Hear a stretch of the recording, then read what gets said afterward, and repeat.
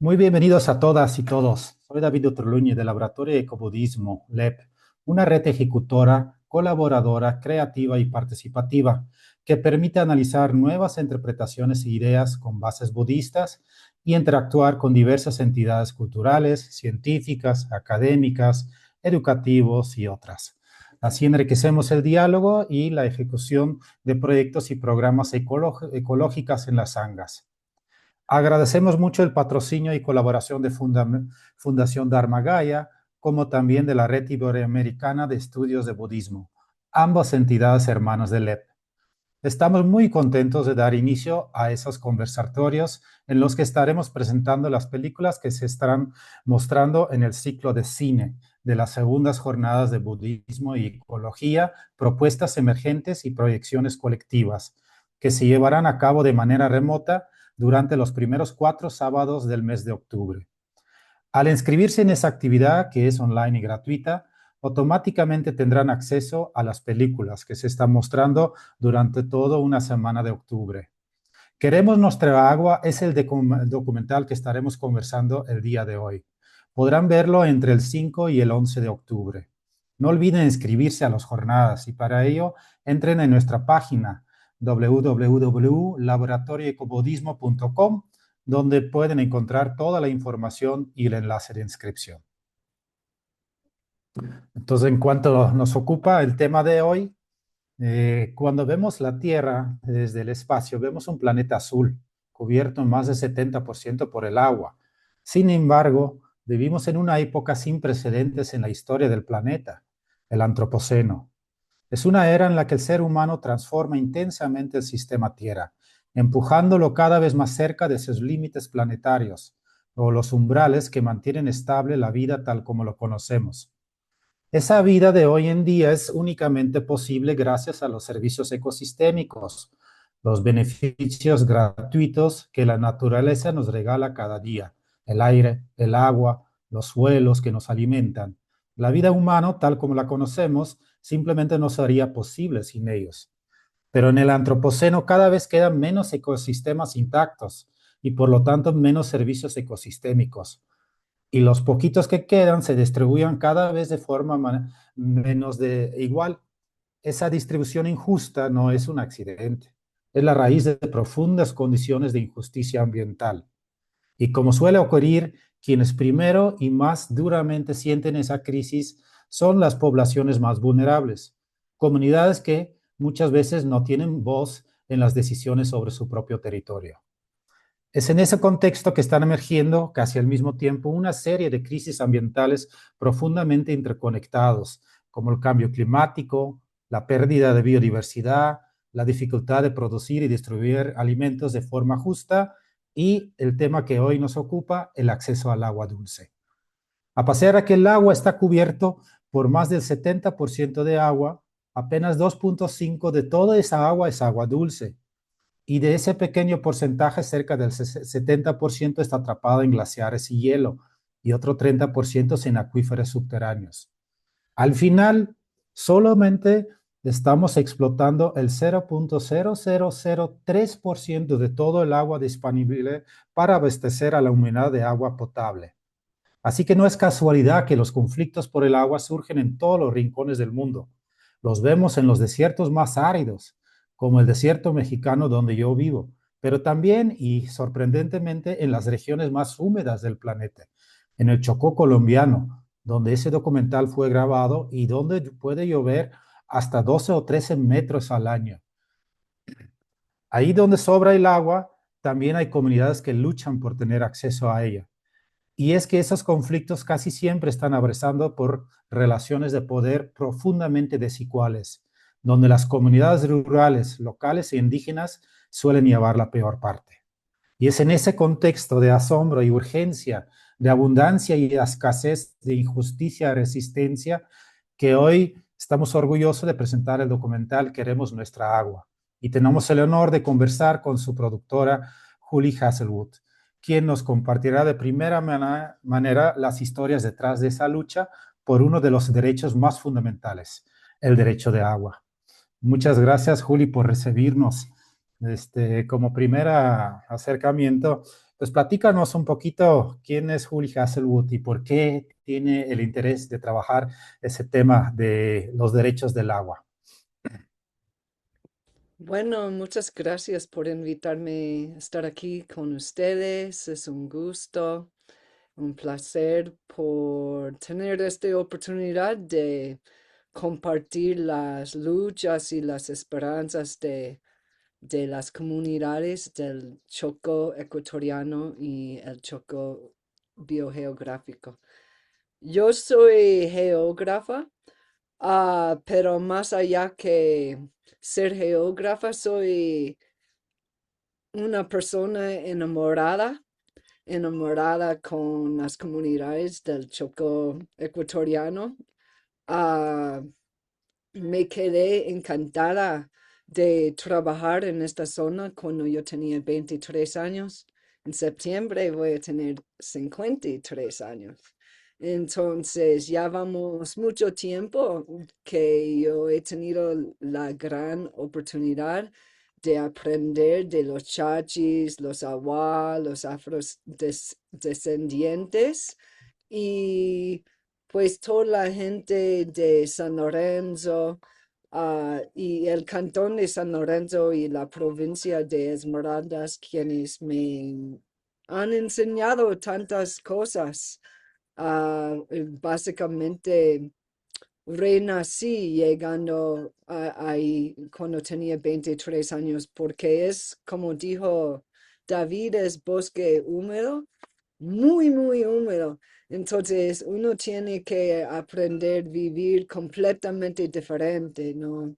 No se puede, ah, no se puede caminar fácilmente en el bosque, tiene que saltar raíz a raíz, comen muy diferente también y pues hablaran chapalá. Entonces tuve que aprender caminar, hablar y comer de nuevo como una niña y estoy muy agradecida por todos ellos que me enseñaron vivir y convivir con ellos en el bosque húmedo del Chocó ecuatoriano. Y entonces, ¿de dónde viene el interés de dedicar tanto tiempo, esfuerzo, energía en un documental donde vemos al pueblo indígena del Chocó luchando por sus derechos del agua? Sí, pues la cosa es que cuando yo llegué en 97, 1997, 1997, am, el lugar había sufrido por muchos siglos, la verdad, muchas diferentes exclusiones y diferentes abandonos del Estado. Pero desde que yo llegué, el estado de la vivencia de la gente se, ah, se puso muy crítica la situación y básicamente nos encontramos en una situación de emergencia y porque las palmicultoras llegaron en 1998, pero poco a poco quitaron tierras de los afrodescendientes más que nadie porque no tienen territorio colectivo reconocido.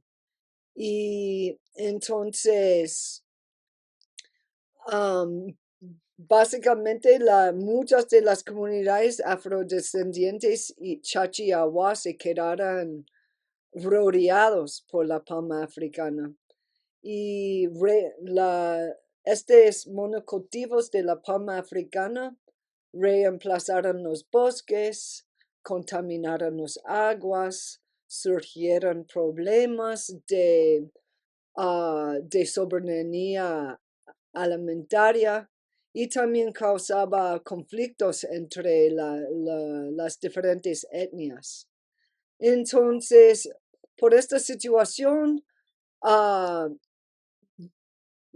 cuando estuve haciendo mis estudios de doctorado, trabajando con las dos comunidades de La Chiquita y Guadualito que tienen el primer juicio de los derechos de la naturaleza a nivel de la Constitución en Ecuador y el mundo. O sea, fue la primera demanda. Se quedó muy invisibilizada y esta demanda estuvo en contra de dos palmicultoras, los Andes y Palecema, por contaminar sus aguas y especialmente por la extractora. Entonces, en este estado de emergencia, las comunidades me nombraron como coordinadora de comunicación porque ellos no tienen muy bien acceso a la tecnología ni el internet. Entonces, hicimos esta pequeña campaña de decidimos usar derechos de la naturaleza, su juicio y demanda escondida como una estrategia de visibilizar sus problemas y no solamente los problemas sino sus luchas. Entonces, por eso decidimos hacer la película, porque se quedó muy invisibilizado su lucha desde 2002 contra la palmicultura por contaminar sus aguas.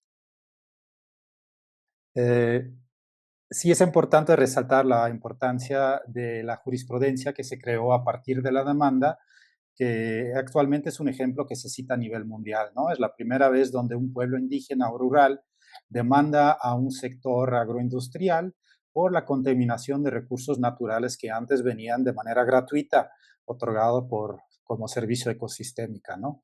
El hecho de haber ganado esa demanda les ha cambiado la vida a los pueblos. Sí recuperaron el acceso a agua limpio a partir de la demanda. Bueno, sí, gracias a la pregunta. Primero, me gustaría subrayar que algo muy especial sobre este juicio es que es una comunidad indígena, Awa, y una comunidad afrodescendiente.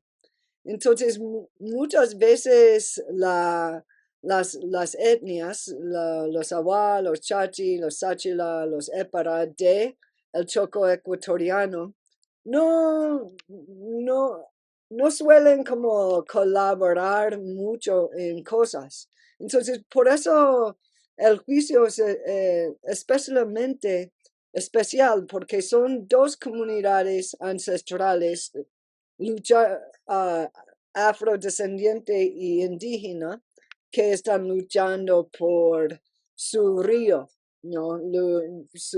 La contaminación de su río.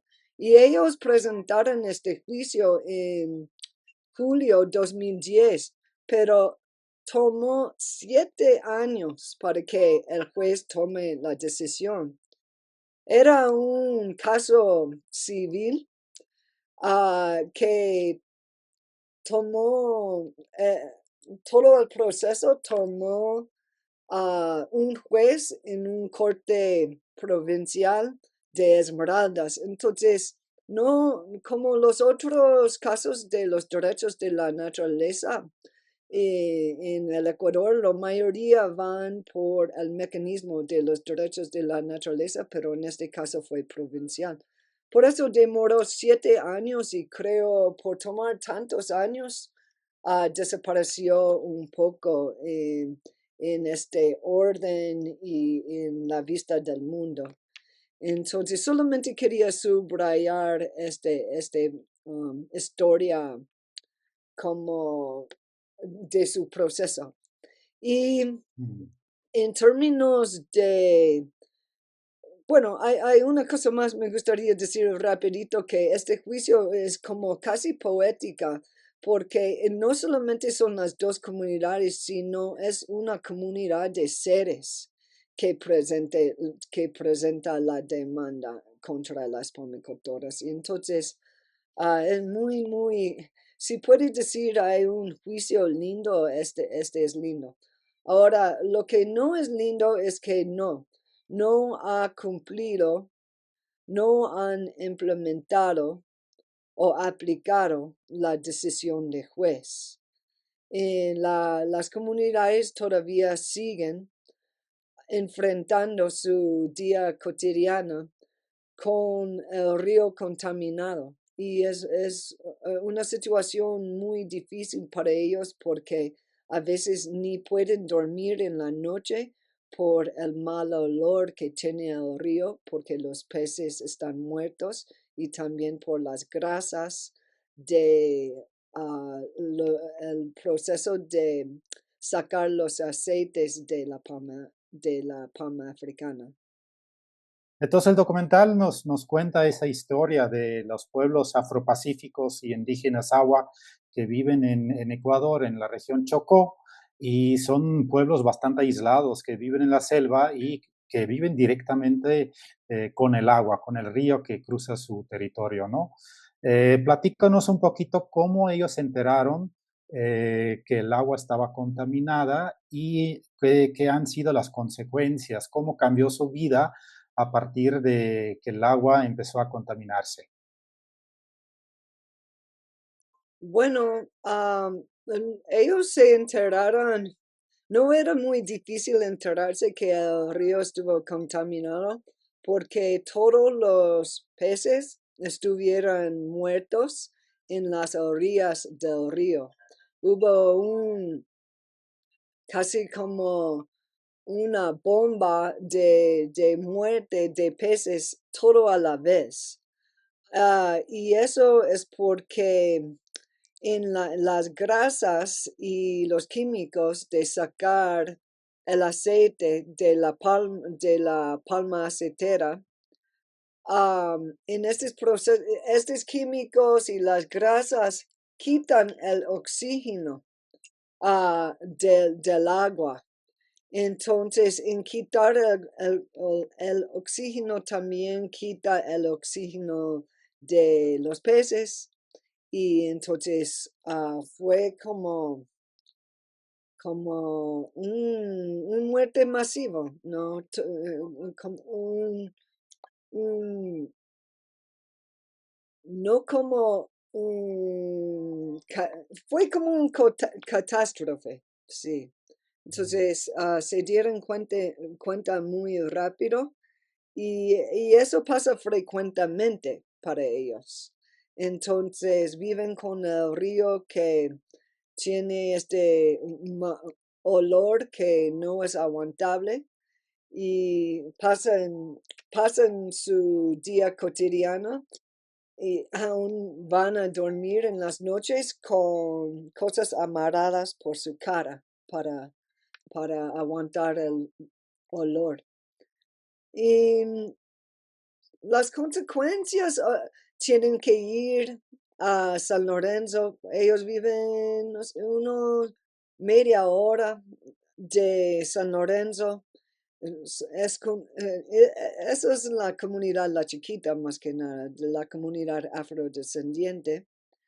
Ah, no tienen acceso a agua potable, entonces viven media hora de San Lorenzo y tienen que ir ahí para, para comprar botellones de agua, para llenar botellones de agua, para llevar a sus comunidades, para lavar sus platos, para beber, para lavar sus caras. Si ellos bañan en el río La Chiquita, salen con ranchas, o sea, con problemas de piel muy serios.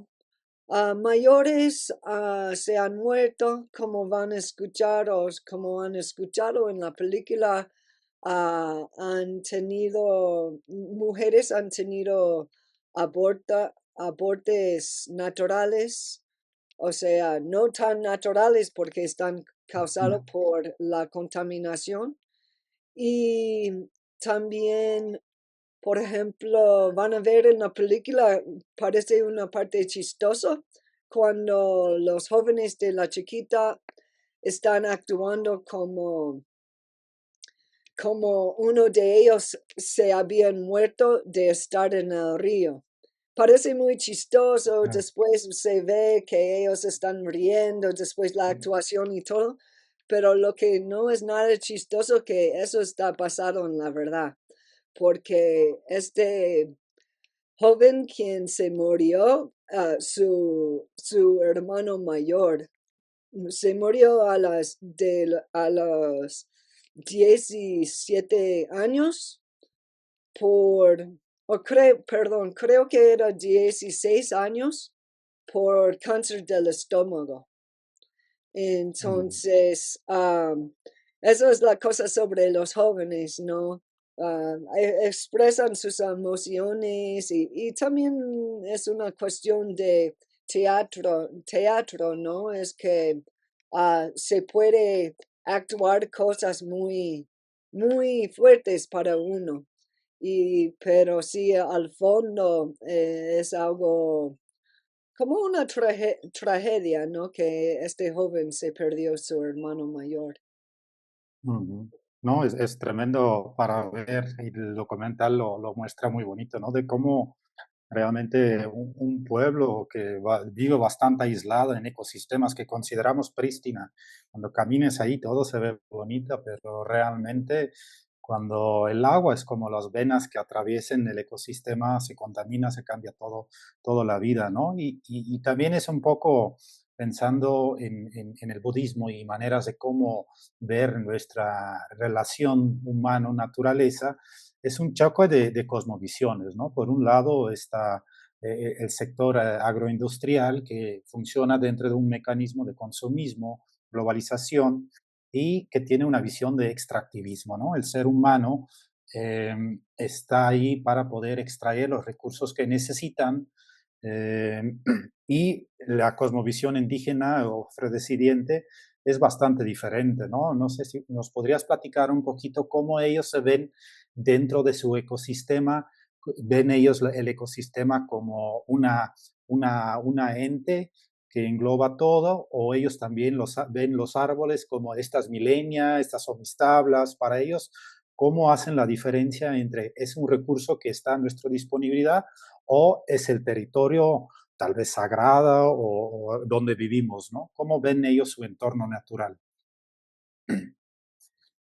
Bueno, los dos, los Awa, los indígenas y los afrodescendientes, yo creo que tienen mucho en común, pues los afrodescendientes son indígenas que llevaron como esclavizados de África a Ecuador y Colombia. Y dentro de su cosmovisión, como la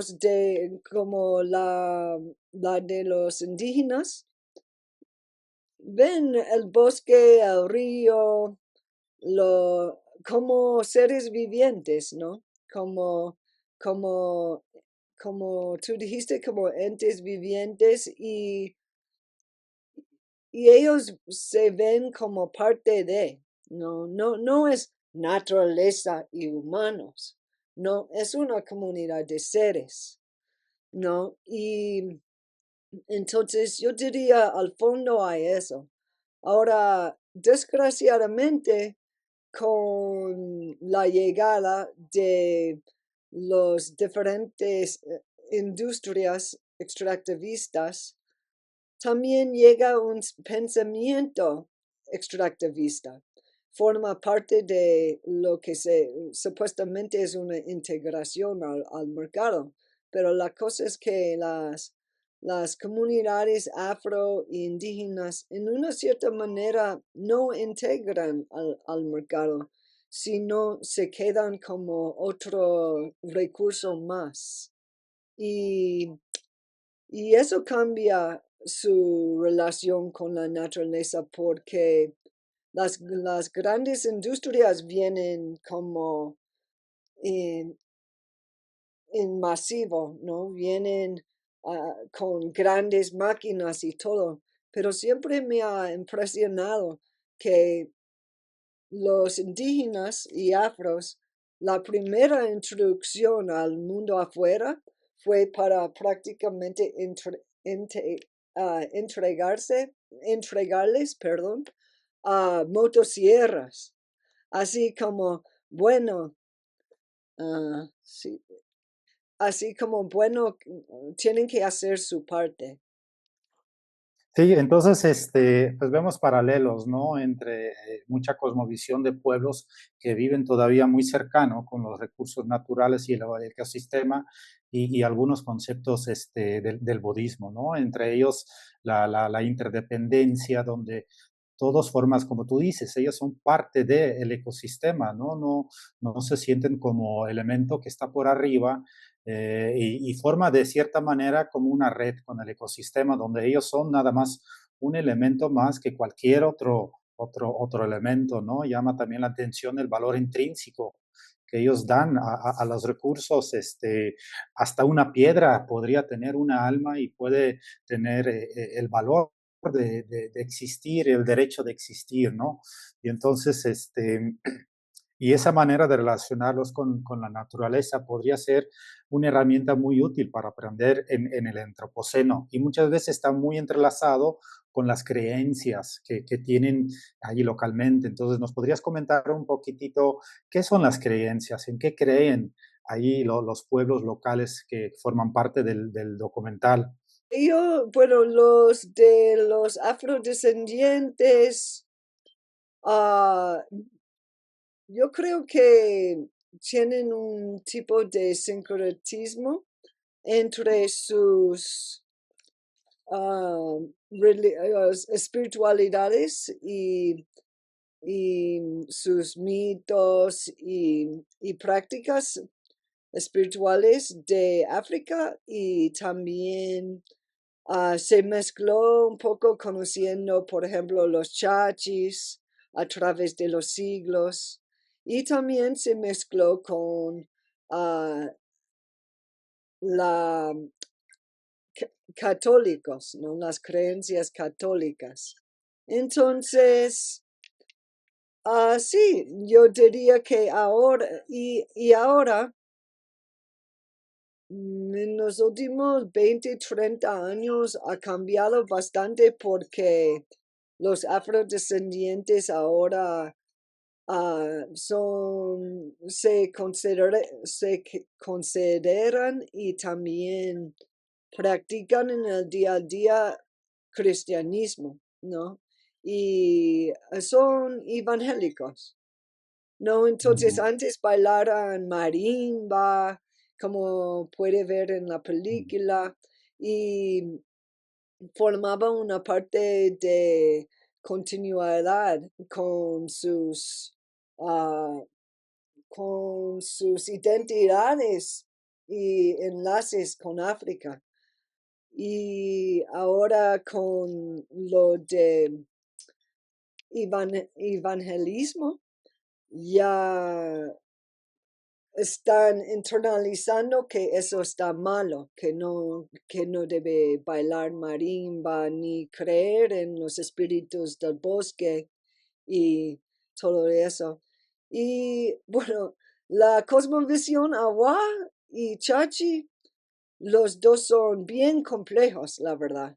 El Awa, aquí, bueno, mucha gente cree en la tierra, el espíritu, ah, pero ellos tienen cuatro mundos, ¿no? Y la verdad es que yo no podría decir sobre esos cuatro mundos. He estado demasiado ocupada tratando de hacer una película y llevar esta lucha adelante, ah, para aprender en profundo estas cosas y muchas veces cuando tenemos eventos, lo hacemos en conjunto con la gente de las comunidades y ellos mismos explican sus creencias.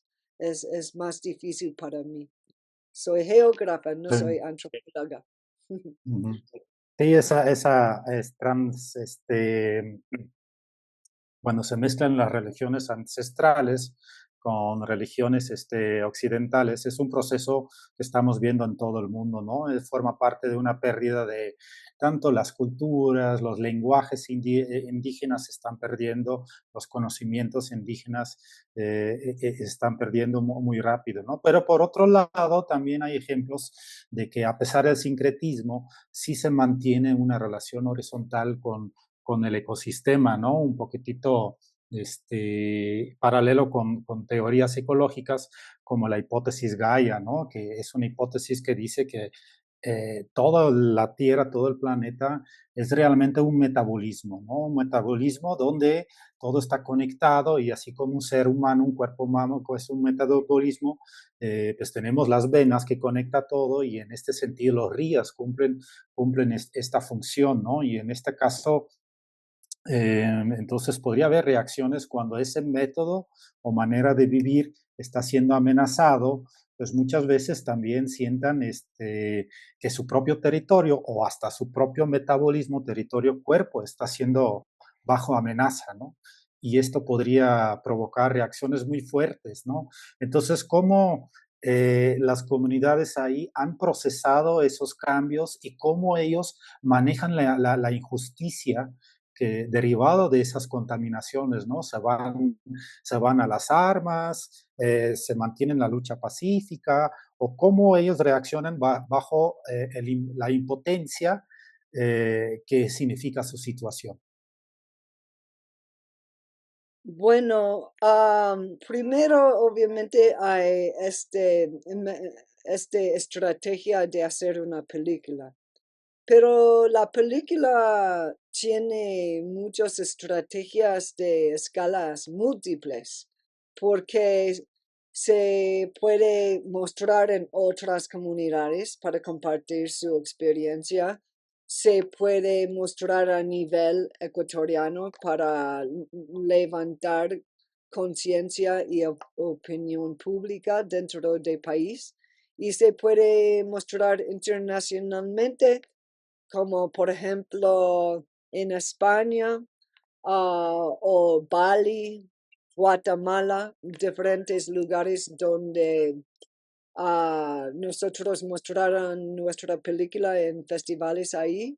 Y aquí a nivel global, por ejemplo, con ustedes, y todos de ustedes que están aquí.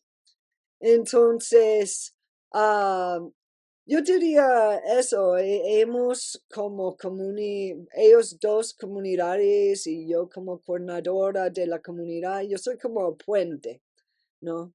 Y hemos tomado la decisión de tratar de mostrar la experiencia, la lucha y los efectos de la palma también a todas las escalas, locales hacia internacionales.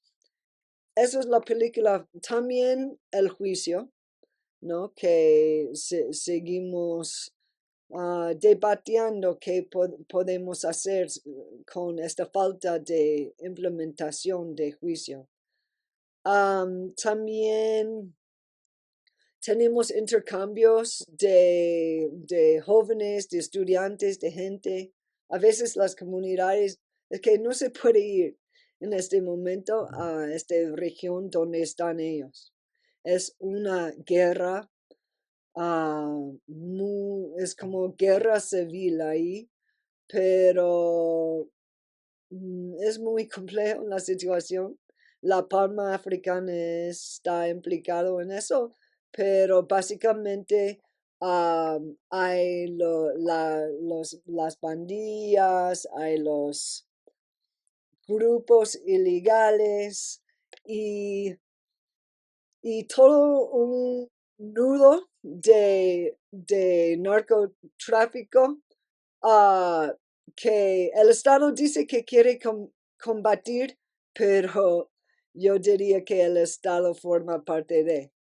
Y entonces es muy complejo la situación ahí.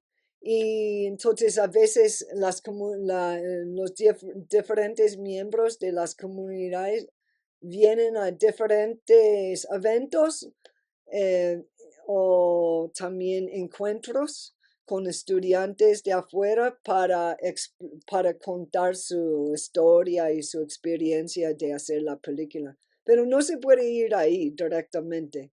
So, de vez en cuando voy por cosas muy puntuales, pero es una gran tragedia de estas comunidades con quien yo enamoré, con quien yo hice este compromiso de seguir siendo un puente. Realmente están viviendo en este momento, desgraciadamente, en un infierno. Y bueno, justo hoy día hablé con una de ellas y dijo, ah, en malos tiempos, buena cara, ¿no? Entonces ellos siguen con este actitud de esperanza, pero, pero es una lucha día al día y más difícil, más un desafío para mantener la esperanza en toda esta situación y circunstancias de hoy en día. No, pues es tremenda como el estilo de vida local, la tradicional, está bajo presión por diferentes vertientes, ¿no? Entonces al final pues se ve mucho sufrimiento, ¿no? Tanto del lado social de las comunidades como del lado ecológico de los ecosistemas, ¿no? En el budismo la fuente del sufrimiento a menudo es tener una distorsión de la realidad, una visión distorsionada que no ve las cosas en sus dimensiones correctas, ¿no? Entonces, de esta manera, cuando tenemos esa visión distorsionado y cuando podemos ver al planeta entera como un metabolismo, pues también podemos generar karma negativo, ¿no? Al inducir ese tipo de actividades y entonces podríamos como considerar que pues nosotros, la sociedad, que estamos creando ese tipo de industrias y esas demandas, a la par, pues es nuestra necesidad, pero a la par está también creando esa karma negativo contra la tierra y sus recursos naturales, ¿no? Entonces me gustaría pensar un poquitito en qué esquemas alternativas de sostenibilidad podríamos tener, ¿no? El documental muestra muy bien el esquema agroindustrial de producir aceite vegetal. El aceite vegetal pues es un recurso que con una alta demanda en todo el planeta lo necesitamos para alimento humano, alimento de animales, pero también como lubricantes, en las maquinarias. Y entonces la demanda está allí, hay una demanda muy grande y las plantaciones de palma de aceite es el método más barato, más económico de producir aceite vegetal. Es como 10 veces más eficiente que la segunda fuente, que es la soya, ¿no? Cultivos como soya. Entonces, ¿cómo podríamos ver un poco desde la vista, desde los pueblos indígenas y afrodescendientes, cómo deberíamos contestar a esa demanda global de producir aceite de la manera más vegetal, ¿no? Más económica posible? ¿Qué alternativos podría haber en lugar de grandes plantaciones monoespecíficos que contaminan luego ecosistemas enteros? Bueno, esa es una gran pregunta. Me encantaría tener la respuesta porque creo que me darían el premio Nobel. Pero ah, creo que, o sea, Ecuador es un país que tiene un recurso muy especial. Y bueno, eso es la Constitución ecuatoriana de 2008, que reconoce los derechos de la naturaleza, reconoce el derecho de vivir bien summa causa y el derecho de plurinacionalidad. Y entonces, unas ideas tras de estos derechos de la naturaleza es lo que llamaran los analistas intelectuales, soñadores de esta época hasta ahora, llamaron eso el post-extractivismo.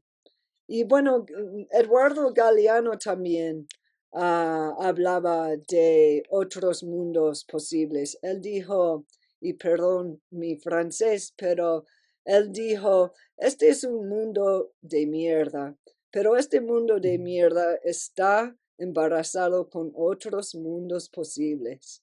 Entonces, Qué bonito. este, estos otros mundos posibles tenemos que ir soñando y construyendo en las periferias de, de, de este mundo basado en extractivismo que va destruyendo todo lo que ve. Y entonces en este como camino de muerte que dejan, depende de nosotros de regenerar lo que se queda y lo que nace de nuestros corazones y nuestros otras cosmovisiones que existen en esta plurinacionalidad. Plurinacionalidad es reconocer que hay muchas nacionalidades en una nación y reconocer el derecho de autodeterminación dentro de sus territorios y también reconocer el derecho de representarse dentro de un gobierno plurinacional. O sea, eso es un sueño para, para, para naciones, para estados. Bueno, es el pesadilla de estados de hoy en día, pero es un sueño de lo que podría ser un estado en sí. Y entonces yo creo que las alternativas a este mundo que está basado en extractivismo, en pensamiento extractivismo, es cultivar este otro tipo de pensamiento. Y creo que el budismo es muy importante, es muy fundamental a este tipo de transformación de pensamiento, ¿no? Porque, bueno, es la idea de que hay la posibilidad de llegar a nirvana, ¿no? Hay esta posibilidad de evolución espiritual por pasar por este sufrimiento, por pasar por este trauma y duelo ecológica de etnocidio que estamos viendo, ¿no? Y este respeto mutuo entre los diferentes seres y dejar ser al otro, ¿no? Eso es como el derecho de ser. Imagínense si hubo respeto de los estados por un derecho de ser, un derecho de ser diferente y celebrar la abundancia y diversidad de la vida, ¿no? Eso sí creo que es un otro mundo posible que existe ahí en los horizontes de nuestros mentes y corazones. Sí, sí, es muy interesante lo que menciona de la pluralidad de visiones, ¿no? Y cómo coexisten o cómo uno va comiendo otro, ¿no? Y en este caso sí es muy importante el reconocimiento constitucional de esas diferentes visiones y Latinoamérica ahí sí es una región que destaca por esas luchas territoriales, esas luchas de cosmovisión. Y, por ejemplo, ya tenemos algunos cambios, ¿no? Estoy pensando en Bolivia, que hasta tiene la palabra Pachamama en la Constitución, ¿no? No solo habla de conservación de naturaleza, ecosistema, pero también esa relación íntima, horizontal del ser humano con la naturaleza, ¿no? Y entonces en este caso podemos hasta poder ver las comunidades que viven en íntimo contacto con la naturaleza, ya sean indígenas o locales, que casi sirven como un termómetro de cómo estamos tratando al planeta, ¿no? Esa contaminación de agua que es todavía bastante local, pero si sumamos toda la sector agroindustrial, pues estamos contaminando a nivel global, ¿no? Pero al momento lo estamos viviendo a nivel global y gracias a documentales como eso que sirven como termómetro, cómo estamos tratando nuestros recursos, ¿no? Y con toda esa lucha jurídica que están haciendo las comunidades, realmente quién es el enemigo? ¿Contra quién estamos peleando? Estamos, el enemigo aquí es el sector agroindustrial, es la sociedad que crea la demanda de aceite vegetal barata, es el gobierno que da las concesiones, ya sea de manera legal o con corrupción, es el modelo económico de extractivismo, de capitalismo. Si tuviéramos que buscar un culpable, dónde está? Bueno, ese también yo creo que me darían el premio Nobel. Pero ah, para mí, bueno, es un sistema colonial, capitalismo. Este es la gente de la Esmeraldas, de la provincia de Esmeraldas, donde están ubicadas las comunidades de La Chiquita y Guadalito.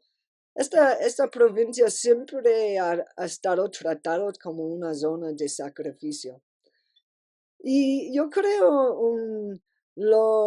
al fondo de los Américas, no América, porque no existe América, existe los Américas de Alaska a Chile, ¿no? Y entonces, al fondo de los Américas hay este mito de descubrimiento, ¿no? Que la gente europea vinieran a los Américas y descubrieran los Américas, pero imposible porque ya hubiera gente ahí.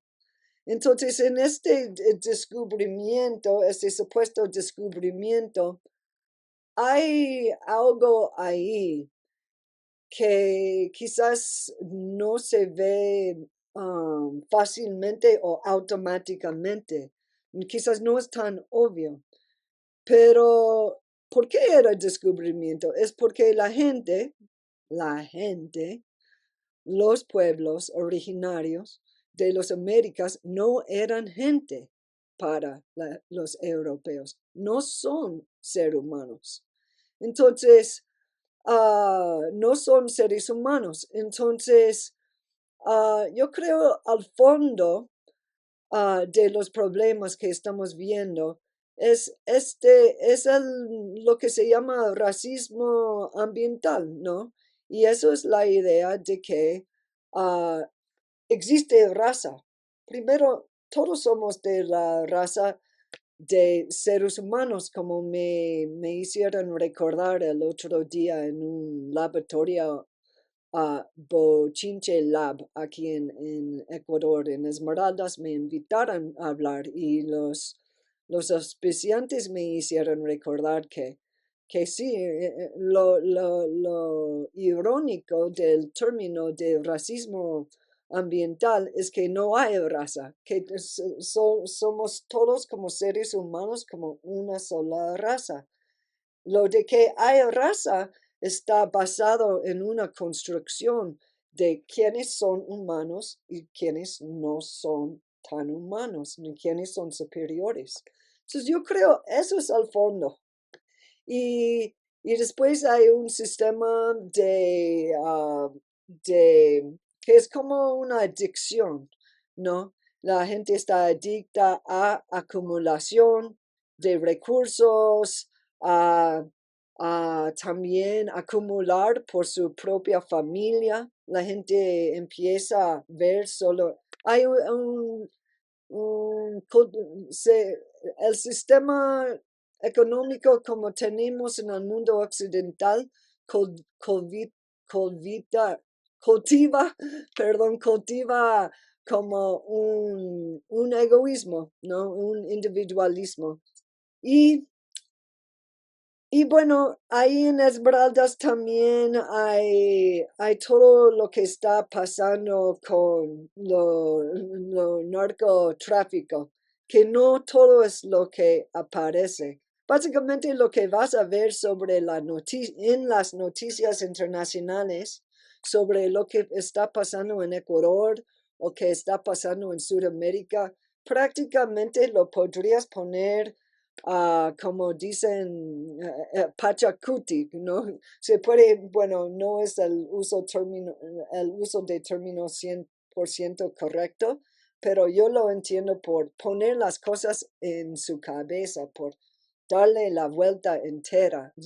Y así es, lo que pasa ahí no es lo que aparece, ¿no? Hay muchos niveles de complejidad que, que es muy difícil analizar, pero lo de consumo de la palma de acetera, o sea, sí es importante que la gente no consume porque, ojo, no hay palma, no hay aceite de la palma sostenible.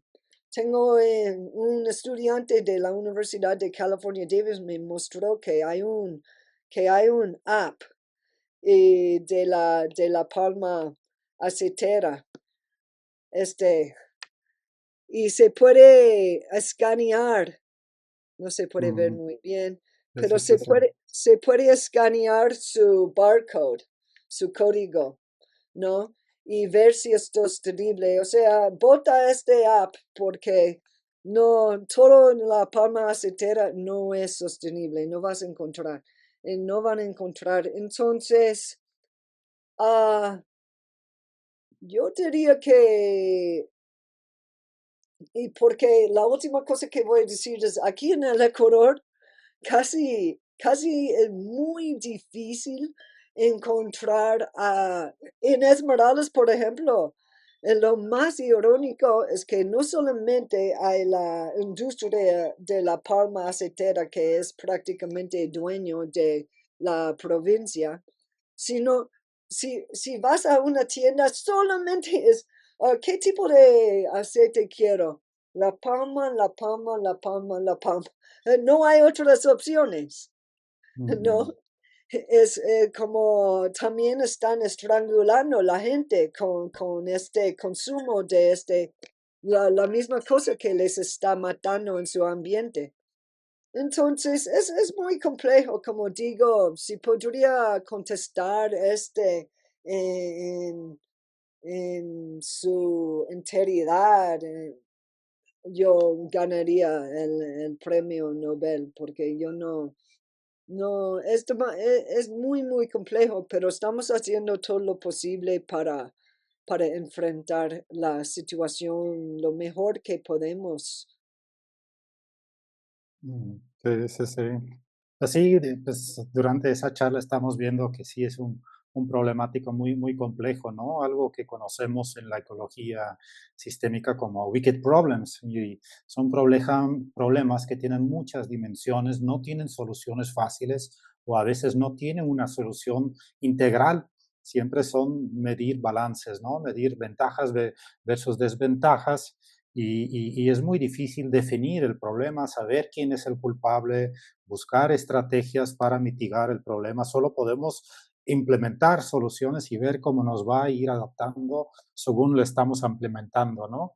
Y en ese sentido, el documental nos muestra muy bien no solo la destrucción del hábitat, pero la necesidad de incorporar más justicia ambiental, que ese término es un término que está creciendo mucho ahora de popularidad y es justo eso, que esos problemas ambientales, esos problemas complejos, por lo general crean una injusticia social muy, muy marcada, muy profunda, ¿no? Y no estamos hablando únicamente del problema del Chocó, todas esas problemáticas son problemáticas globales que estamos viendo sus efectos a nivel local, ¿no?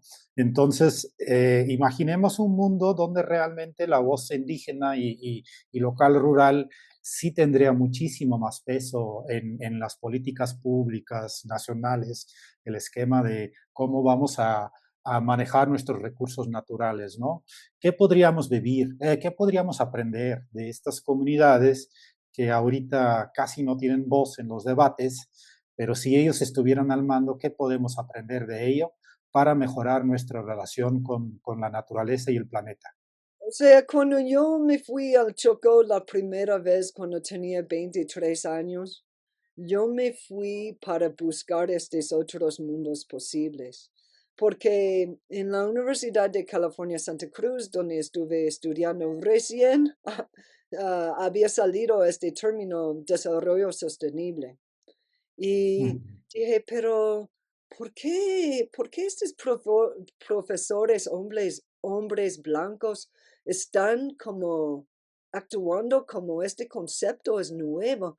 No es que los indígenas del mundo han estado haciendo eso todo el tiempo antes de que entramos para destruir sus sistemas de desarrollo sostenible. Entonces me dio esta curiosidad y vine al Ecuador para justamente aprender de las comunidades de desarrollo sostenible.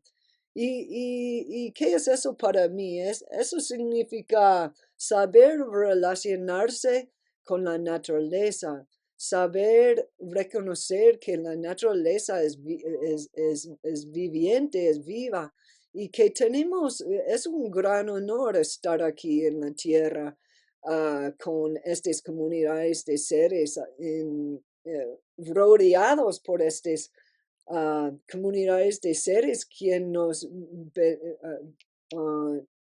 nos, nos dan como su bendición de su presencia en el día al día.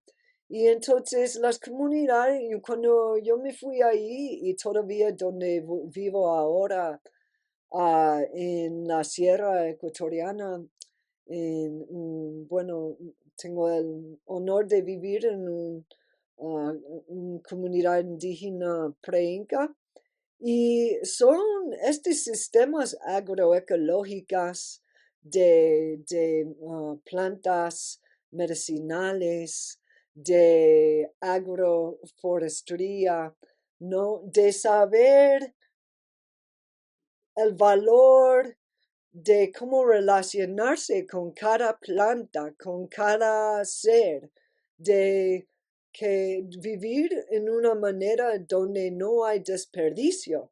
O sea, se puede cosechar, por ejemplo, ayer coseché plantas de arvejas, ¿no? Mm. Y uno pensaría, oh, solamente tiene que cosechar la vaina, pero no. Ahí mismo hay la rábano que se puede usar para dar comida a los cuy, los guinea pigs, los Mm. animalitos. Y, y también se puede llevar las plantas de las arvejas a los chivos o las vacas. O sea, no, y siempre, y después lleva a las alpacas a este mismo área para dejar fertilizante, ¿no? Entonces, es este concepto de la reciprocidad y que la vida es un ciclo y tratar de alimentar este ciclo para que hay más diversidad de plantas y humanos y realmente cuidar y regenerar y Mm. dejar regenerarse esta diversidad de Bueno, plantas y animales y peces y humanos en el mundo. sí, sí, sí, si bien entiendo, hay como dos grandes fuentes de aprendizaje, ¿no? Cuando vemos términos modernos, científicos como agroecología, permacultura. Pues realmente son métodos de cultivar recursos que ya son usados ancestralmente por el mundo indígena. Entonces hay mucho conocimiento técnico y por eso hay toda una rama de la etnobotánica, etnoecología, que busca esa información antes de que se extingue, ¿no? Pero otro tema de aprendizaje que estás mencionando, pues tiene más que ver con la actitud, ¿no? No con conocimiento técnico, y entonces es la humildad, sentir la interconectividad con la naturaleza, la reciprocidad. Entonces, esa manera de ser generosa con la naturaleza y de tener gratitud, pues crea mucha abundancia, ¿no? Y el saber, en término budismo de vacuidad, que nada existe por sí solo, ¿no? No podemos ver un árbol como un conjunto de tablas que existe ahí solo, o un árbol de palma como una fuente de aceite, si no lo incorporemos dentro de algo más grande, algo que es el ecosistema, ¿no? Con sus guardianos, con todos los servicios ecosistémicos, ¿no? Y tal vez eso es un aprendizaje aún más importante que podemos tener de estos pueblos que viven todavía muy tradicionalmente con los recursos, ¿no? Esa manera de colocar a sí mismo espiritualmente y mentalmente dentro de la selva, ¿no?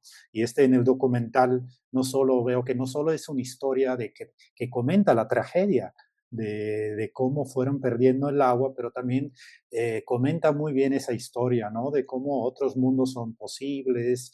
Y entonces en este caso veo el documental también como un mensaje de esperanza, ¿no? Y por fin, para terminar, cuéntame un poquitito de los otros proyectos, un poco ojeando su trabajo. Me topé mucho con el término de geografía de la esperanza, y me dio mucha curiosidad. ¿Nos podrías comentar un poquitito más qué es geografía de la esperanza y cómo lo estás abordando? Sí, sí. La geografía de esperanza, el concepto de geografías, porque estamos hablando de pluralidades, de reconocer plurinacionalidades, metodologías ah, plurales a la sostenibilidad, es que nació para mí esta idea aprendiendo de la gente, porque yo soy una mujer de Indiana, de la mitad de los Estados Unidos, y, y bueno, la vida siempre tiene sus desafíos, pero cuando yo me encontré en Esmeraldas y viendo los desafíos de que la gente está viviendo en el día al día debido a la palma, debido a todos los procesos que yo había mencionado, yo dije, pero ¿cómo puede ser que esta gente es tan alegre? Y, y entonces a veces yo hablé con algunas personas de la chiquita sobre eso y en varias conversaciones terminaron básicamente con la frase, ah, la esperanza es la última cosa que se muere, ¿no? Mm. Y entonces yo dije, bueno, esta gente tiene esperanza. Y yo dije, a mí me gustaría aprender, tener la esperanza tanto como ellos. Porque en esta época era muy violento en 2000. O sea, ahora es peor. Pero yo nunca había visto con mis propios ojos, con mis propios sentidos, cuerpo, nunca había tenido esta experiencia, este tipo de violencia de ecológica, social y toda la dificultad. Yo no pude dormir en la noche. A veces Mm. yo fui a dormir en la noche y va a sonar muy loca, pero dormía en la noche con el sueño de tener una pistola debajo de mi almohada, porque tenía mucho miedo yo como una gringuita enfrentando todo eso, ¿no? Entonces me dieron mucha fuerza la gente, ¿no? Porque yo aún pude ir al territorio, regresar a Quito, quizás ir a una conferencia por aquí. O sea, yo tenía bastante privilegio de movilización. Ellos ahí, ¿no? Enfrentando al día. Entonces, yo dije, entonces, ¿qué es la esperanza? Entonces, bueno, yo eh, dediqué los últimos 20 años realmente a esta investigación de qué es la esperanza. Es la pregunta que me motiva en el día al día, ¿no? Y básicamente una cosa que he entendido por hablar con mucha gente y leer mucho. Y ahora las geografías de esperanza, si hacen Google, va a ver que hay mucha gente quien escribe sobre eso.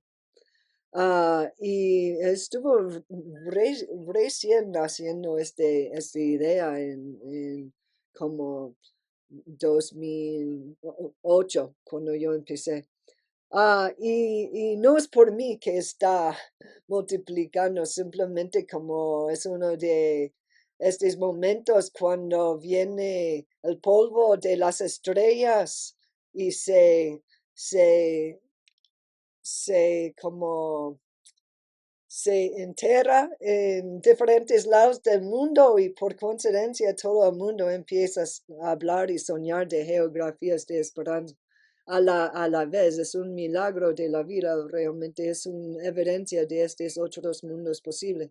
Entonces, bueno, en poco las geografías de esperanza son para mí la esperanza es un proceso, es un verbo, es muy complejo, porque a veces es un proceso de pensamiento, de corazón, de creencias, de determinación, de también resiliencia y lucha en conjunto con otra gente que comparte las mismas creencias, que le importan mucho los seres de la tierra, ¿no? Y entender que estos espacios que se llaman lugares están poblados por muchos diferentes seres que valen la pena, que tienen este valor intrínseco, como mencionaste, ¿no? Y que en conjunto, individualmente, todo el mundo encuentra la fuerza de continuar, ¿no? Y yo creo que eso sí, por eso la esperanza es como una fuerza de la vida. Pero como mencioné antes, tiene que pasar por estos momentos de duelos ecológicos,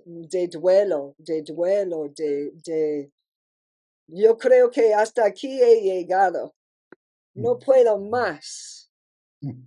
Y de ahí, no sé cómo, pero ahí es cuando nace este nuevo esperanza, ¿no?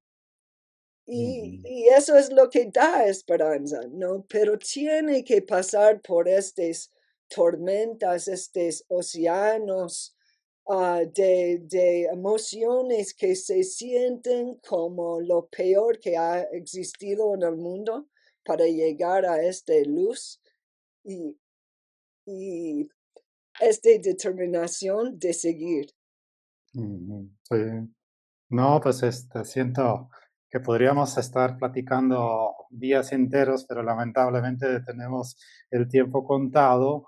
Nomás siento pues mucho agradecimiento por todas esas semillas que va sembrando, ¿no? Desde como su papel como productora de cine, su papel como científica y ver cómo se puede mezclar diferentes maneras de pensar, ¿no? Al final también el documental enseña cómo simplemente entregando unas cámaras, que es tecnología moderna, a las comunidades, pues ellos también son capaces de platicar su propia historia, ¿no? Y creo que esas iniciativas donde seamos creativas, ya sea artísticamente o científicamente, y documentamos las problemáticas que vemos y invitamos a pensar en otras maneras, ¿no? Entonces, el concientizar ahí es un elemento muy importante.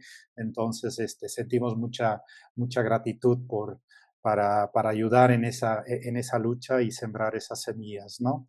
Y entonces, aparte de agradecer a usted, también agradecemos a todos y todas quienes nos han escuchado y las invitamos a seguirnos en nuestras redes. No olviden entrar en nuestra página laboratorioecobudismo.com y ahí se pueden inscribir en las jornadas y pueden acceder a la entrada de esas maravillosas documentales, porque no solo está eso, hay varios otros que forman todo un ciclo de cine, ¿no? Durante de las jornadas también tendremos otras actividades, conferencias sobre proyectos budistas ecológicos en diversas partes del mundo, como también tendremos invitadas y invitados de muy gran nivel. Se los recomiendo muchísimo. También les invitamos a conectarse a nuestras redes de Facebook y Instagram del Laboratorio de Ecobudismo y sumarse a la comunidad que ahí está emergiendo. Les agradecemos mucho su atención.